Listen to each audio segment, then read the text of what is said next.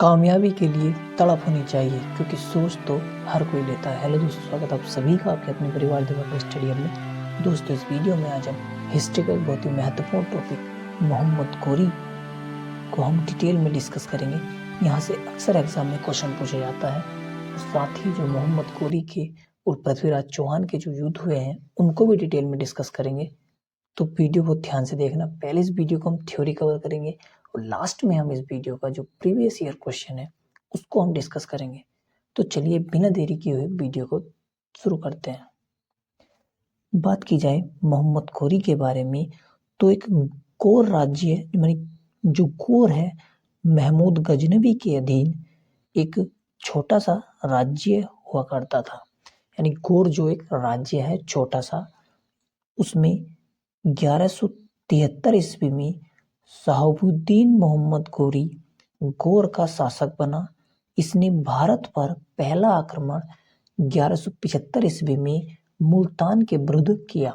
यानी अक्सर यहाँ से क्वेश्चन पूछा जाएगा कि जो गोर हुआ वह एक महमूद गजनी के अधीन एक छोटा सा राज्य था और ये जो मोहम्मद गोरी 1173 ईस्वी में इसका शासक बनता है और 1175 ईस्वी में यह भारत पर पहला आक्रमण करता है। और पहला आक्रमण कहाँ होता है? मुल्तान में करता है। चलिए आगे बढ़ते हैं। दूसरा आक्रमण, मोहम्मद गोरी का दूसरा आक्रमण 1178 ईस्वी में पाटन, ये जो कि गुजरात में स्थित है, उस पर हुआ। और यहाँ के जो शासक थे भीम द्वितीय, उन्होंने मोहम्मद गोरी को इतनी बुरी तरह से हराकर और उसको वहां से भगा दिया। यानी जो मोहम्मद गोरी वर्सेस भीमसेन द्वितीय का जो युद्ध हुआ, तो ये जो भीमसेन द्वितीय थे, इन्होंने इसको मोहम्मद गोरी को बहुत बुरी तरह युद्ध में हराकर और इसको वहां से भगा दिया। चलिए आगे बढ़ते हैं।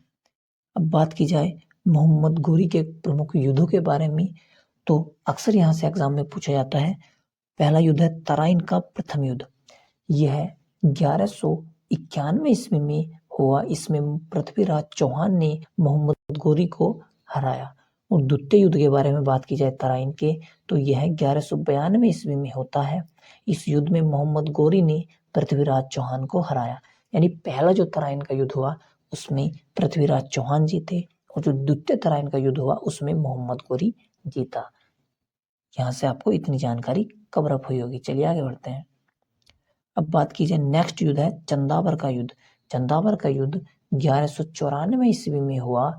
इसमें मोहम्मद गोरी ने जयचंद को हराया। ये जो राजा जयचंद थे, इनको मोहम्मद गोरी ने हरा दिया। चलिए आगे बढ़ते हैं।